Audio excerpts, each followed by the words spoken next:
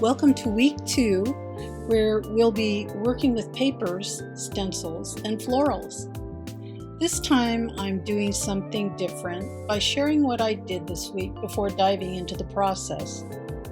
I decided to use tags as my main paper element, and I also want to mention that I'm featuring a collage sheet created by artist Ramona Samuels. It's really fun and beautiful. I'll leave her information in the description box below, so let's get started.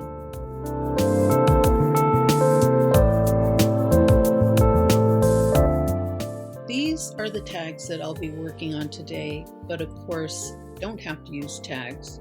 You can use anything. These are approximately 3x6 or so. You can use envelopes, cards, library cards, flashcards, whatever you like.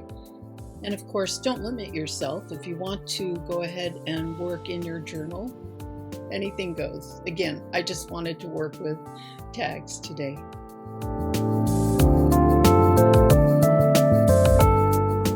And here's Ramona's collage sheet.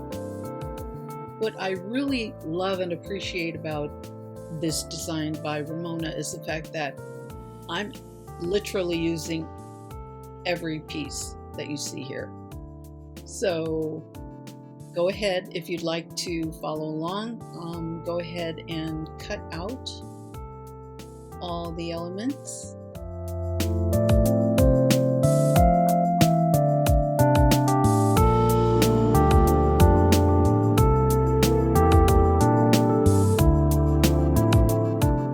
And when it comes to the flowers, you can cut them any way you like. You can cut them separately, as you see here.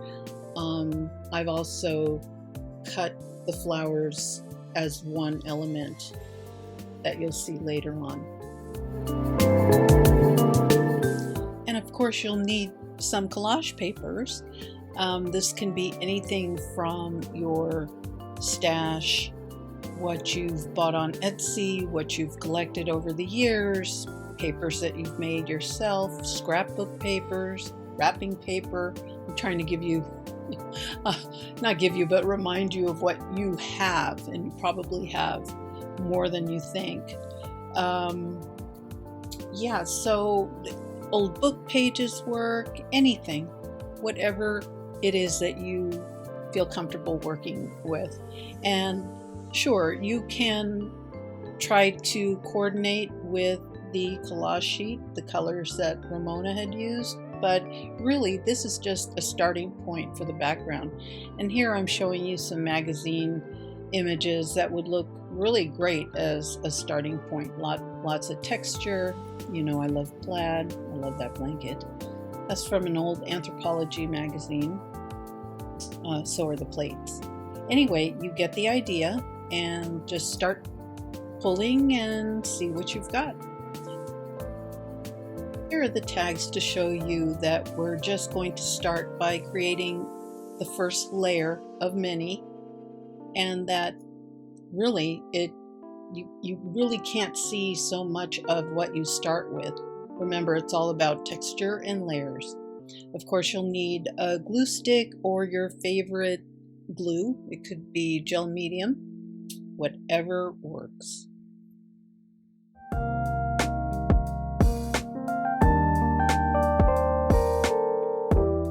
I'll be working with acrylics, and you certainly don't need all these colors. You can just do this with one color or two colors.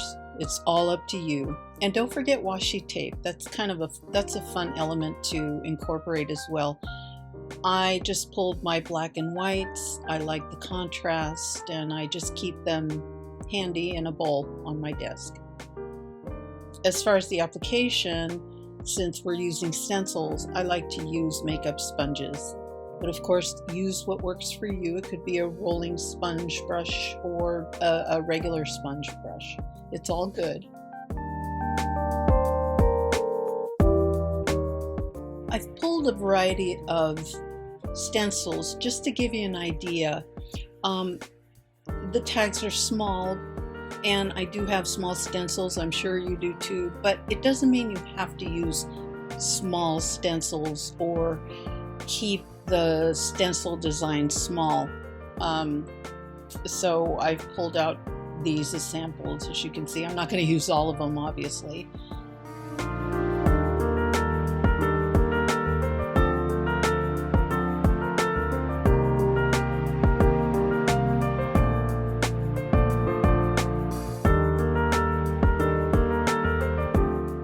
And remember, you don't need to use the entire design of a stencil. You can use just a little, not a snippet, but a little area on your tag or on your journal page. So for example, you see two larger stencils and the designs are pretty large. But you don't need to use the whole space, right? Just use whatever you like. Place it any which way you like, upside down, doesn't matter. This one is a large design stencil, but look how fun it would be just to use the smaller areas right there. That would be great.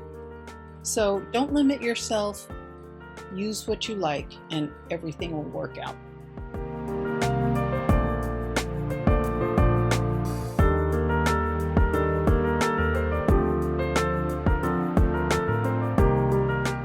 I've gone ahead and collaged my 3 tags using the papers I pulled for this project.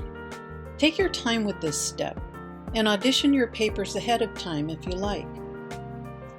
Next, I'm going to speed up the process and show you which collage sheet elements and the stencils I think I'll use with each tag.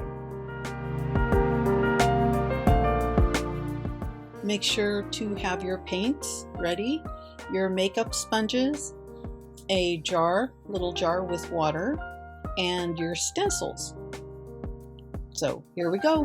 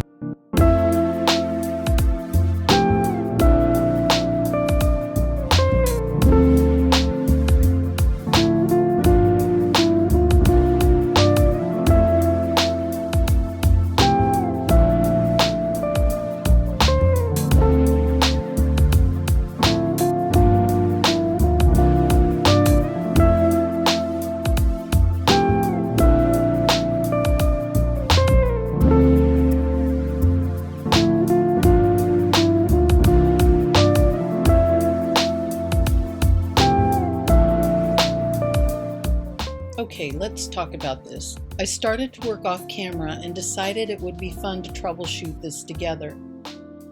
So I added teal to brighten things up a bit, but then I realized there was just too much noise in the background. So I'm going to cover it with a different all-over stencil design in white. Take it from me, use this whenever you feel the need for a drastic do-over.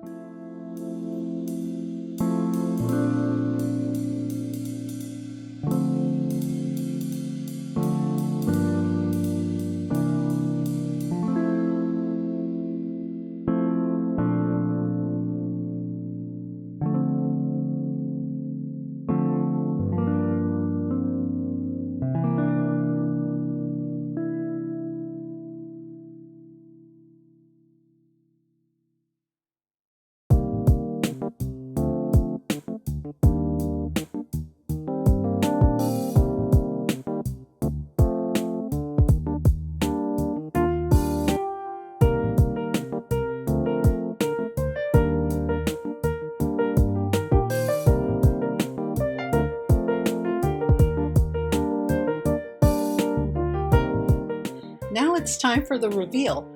Let's start with the last tag. Now what do you think? Stenciling over that busy background in white did the trick and allowed just enough color to add interest without competing with the focal point. And you'll notice that in the original collage sheet, Ramona had a white background with tiny text, and I'm really happy that I didn't fussy cut that part out, because it works seamlessly on the tag. And as the final touch, I just used a Stabilo awl and drew squiggly lines around the edges.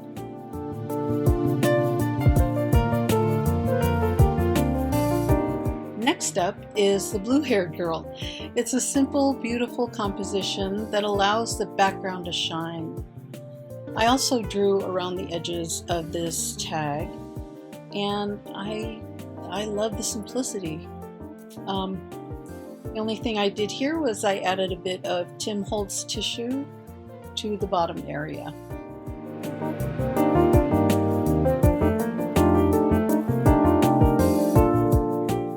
Last is Our Lady in Red, another simple yet bold composition. I wanted the word grateful to be seen, so all I did was add some white dots with a Posca pen. And here again are the first set of tags I worked on, so you can see the differences and similarities. It's really fun to explore the many ways one element can be used over and over with varied results. I hope you've enjoyed our time together.